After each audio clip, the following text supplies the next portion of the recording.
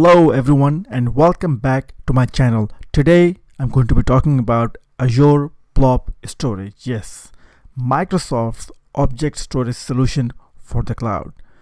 It is optimized for storing massive amounts of unstructured data, and when we say unstructured data, that means text, images, videos, logs and much more. And in this video I'm going to be explaining what Azure Blob Storage is, how it works, and what are its benefits and features.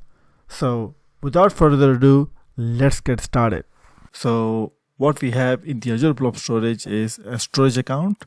A storage account has to have a unique name or an account name, and then inside of a storage account we have a container, and a container organizes a set of blobs similar to a directory in a file system.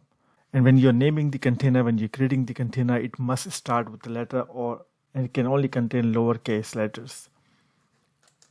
And inside of a container we have blobs. So I'll give you an example of how the information is stored in these three resources. So for example, storage account, this is the storage account which is unique in the Azure cloud.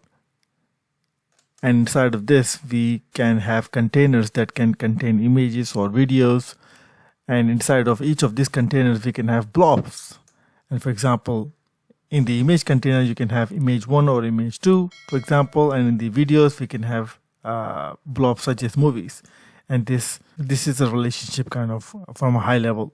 And when we are naming the URL, so the account is storage, or the storage account would be the base URL.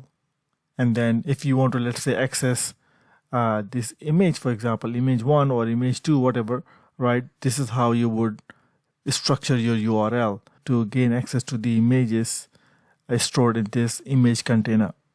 And if you want to, let's say, access movie, so you would put movies instead of images. You would put the container name and then the blob name in the end. And that's how you would access it. So in the next video, I'm going to show you how we can create Azure Blob Storage and how we can create a container and how we can create blobs inside of it. So I'll see you in the next video.